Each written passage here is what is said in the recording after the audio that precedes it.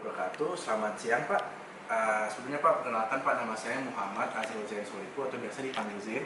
Saya mahasiswa dari Universitas Paramadina, jurusan Hubungan Internasional Pak. Mungkin Bapak untuk wawancara bisa memperkenalkan diri Pak. Terima kasih. Saya panggilnya Zain ya. Boleh Pak. Jadi nama Zain. Saya mengucapkan terima kasih atas waktunya berkenan untuk mengunjungi dan kita bisa berdiskusi tentang isu-isu yang saat ini. Saya namanya adalah Muhammad Syahrial Effendi Siregar, pangkat Mayor Jenderal TNI. Saya saat ini menjabat sebagai Deputi Sistem Nasional di Wantanas. Saya sudah di Wantanas ini kurang lebih 6 tahun dan ini tahun ke-7 di 2023 ini. Sebelumnya saya menjabat di beberapa tempat di jajaran Angkatan Darat yang sebelum di Kodam 9 di Bali. Saya juga pernah menjabat atas pertahanan di Turki dan selanjutnya kembali dari tugas luar negeri saya dinas kembali di BAIS TNI, Badan Intelijen Strategis yang di bawah kendali dari Panglima TNI. Kemudian selanjutnya sesuai dengan penugasan yang terakhir 2016 saya masuk ke Wantanas dan sampai sekarang saya di sini dengan berusaha dan memang sebagai identitas TNI dimanapun kita harus selalu tenang dan senang mencintai pekerjaannya, itu yang paling utama. Terima kasih. Oke, siap.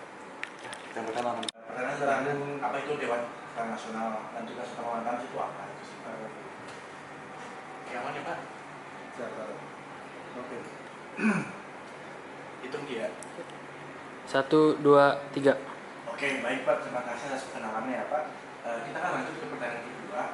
Kan Bapak sudah menjelaskan Bapak dari Wantanas ya Pak ya. Untuk sekarang tahun ke-7 ya Pak. Terus mungkin untuk videonya dan wawancaranya mungkin Bapak bisa menjelaskan apa itu Dewan Ketahanan Nasional dan tugas utama Wantanas itu sendiri seperti apa ya Pak? Dewan Ketahanan Nasional sering dikenal dengan singkatan Wantanas. Dewan Ketahanan Nasional adalah suatu badan pemerintah non-departemen yang berarti ini dipimpin oleh bukan seorang menteri tapi seorang sekretaris jenderal. Tugas kita, tugas Wantanas secara umum adalah kita memberikan masukan rancangan kebijakan kepada Bapak Presiden terkait dengan pembinaan ketahanan nasional.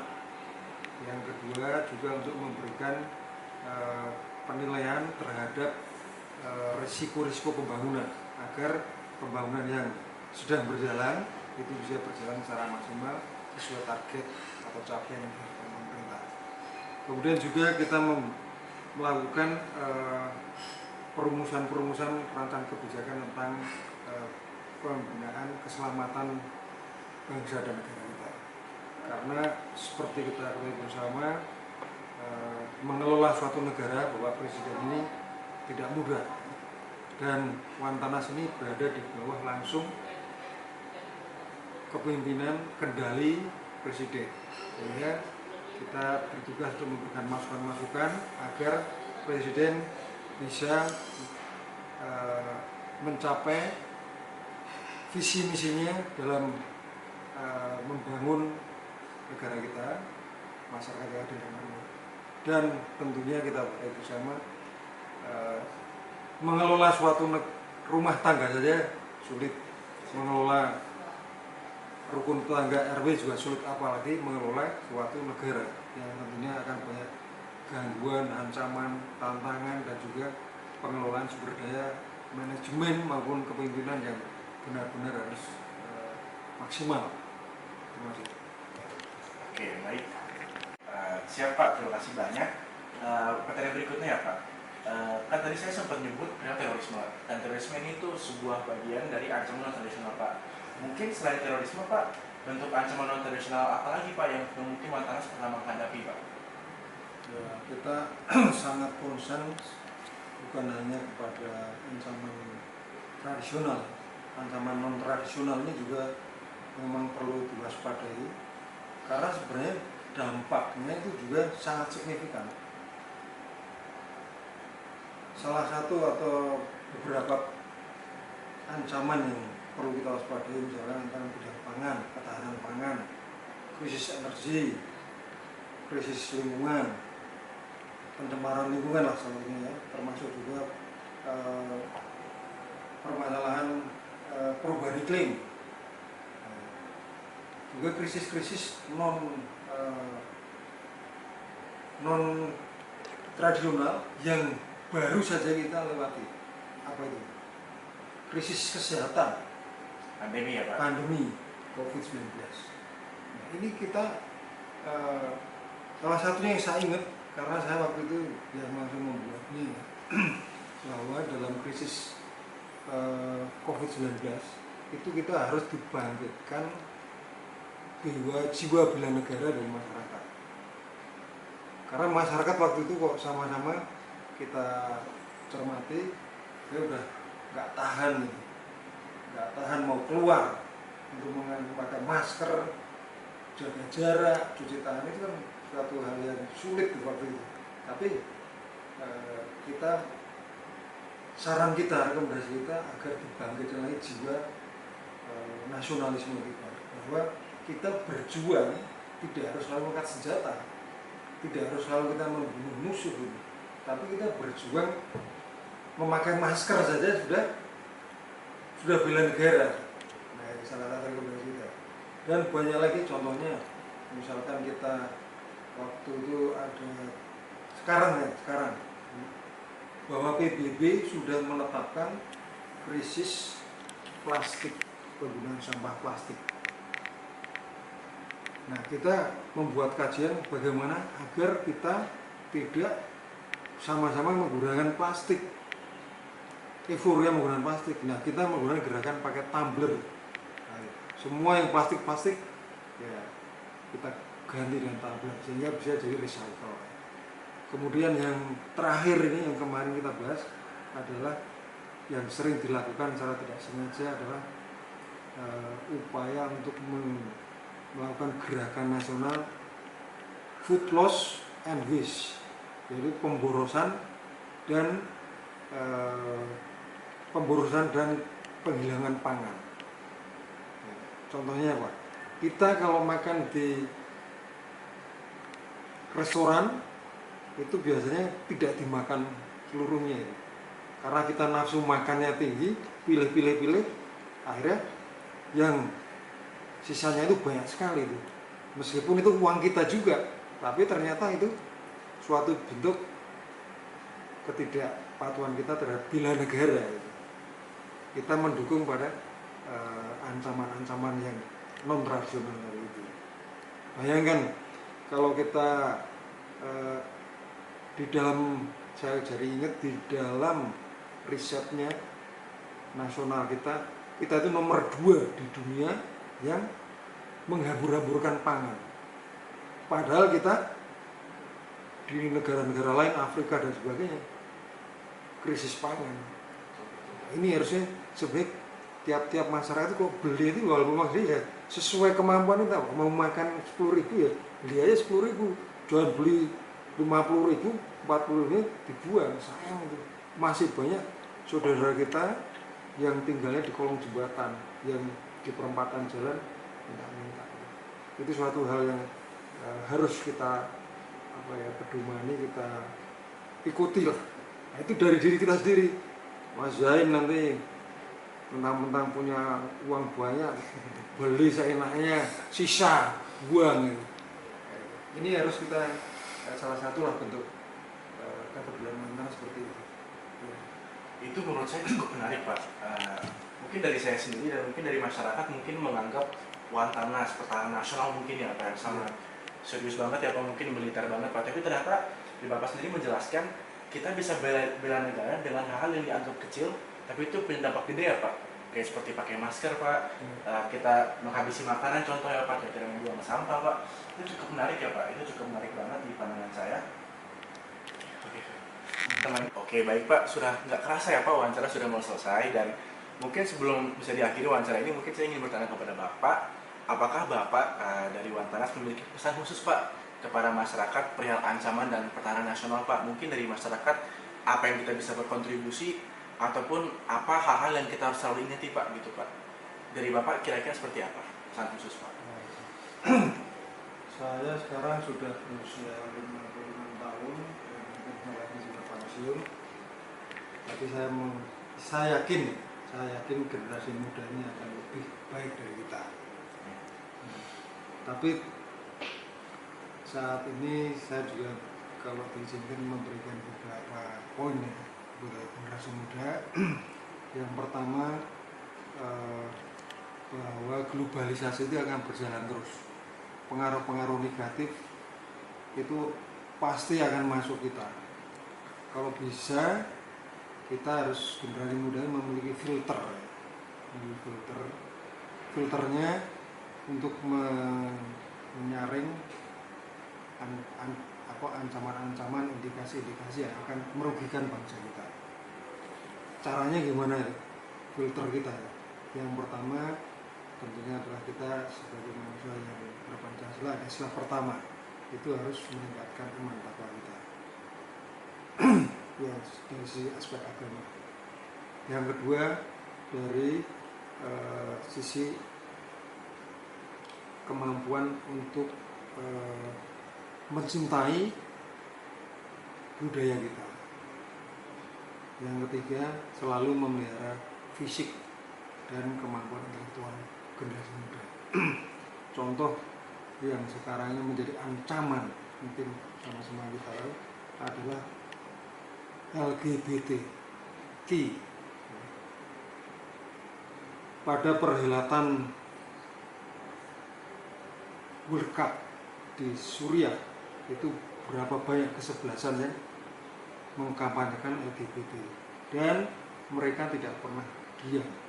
Ada gerakan internasionalisasi LGBT, bahkan termasuk di Indonesia itu berupaya untuk mendapatkan legitimasi, kepastian hukum. Nah, bayangkan kalau nanti semua masyarakat kita sudah menerima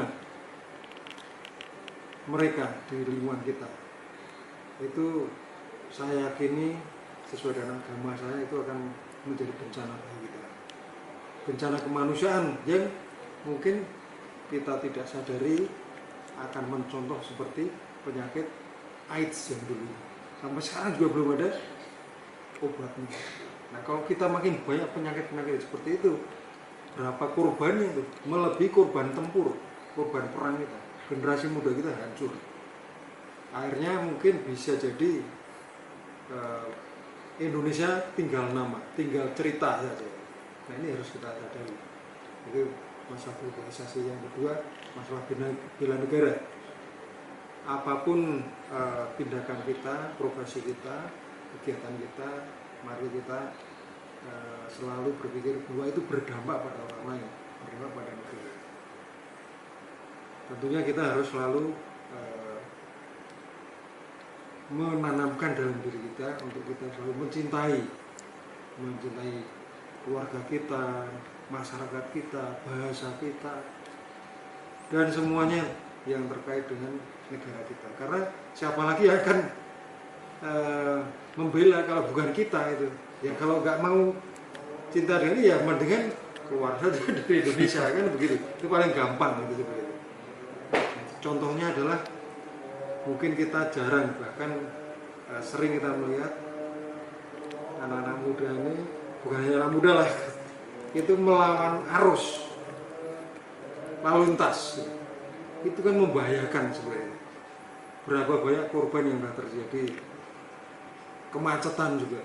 Nah, ini suatu sikap-sikap yang harus bela negara kita sampaikan. Kita anak muda belajar dengan rajin, nanti mendapatkan profesi, menemukan ini, menjadi tokoh masyarakat.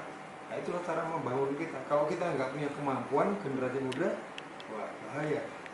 Bonus demografi kita kurang lebih 30 juta di tahun 2030. Ini muda semua ini.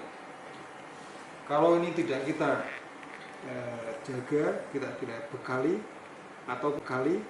ataupun generasi muda tidak menggali diri, akhirnya akan menjadi bencana demografi, beban bagi pemerintah.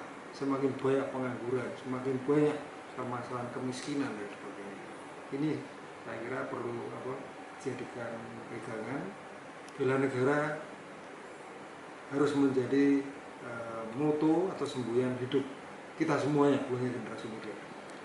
Kemudian kita juga harus selalu meningkatkan kesetiakawanan sosial. Sekarang ini sudah banyak sikap yang kurang toleran di hampir semua. Kalau kita senggolan motor dan motor, sekarang udah langsung melirik, udah motornya udah melotot gitu. Ya, itu. Banyak kira sekarang generasi muda yang ikut tawuran, kecil-kecil udah ikut geng, udah ya itu merupakan suatu dinamika masyarakat. Tapi marilah kita selalu mengembangkan sikap toleransi itu. Mungkin yang kaya ya harus bantu yang miskin jangan terlalu menghina yang kaya. Kan sikap toleransi itu intinya adalah saling. Kata-kata saling itu saling titik-titik, saling menghormati, saling mengasihi, saling isinya itu aja. Itu kalau kita bisa mengisi itu, insya Allah kita akan tentram. Ya, kita akan tentram, kita damai.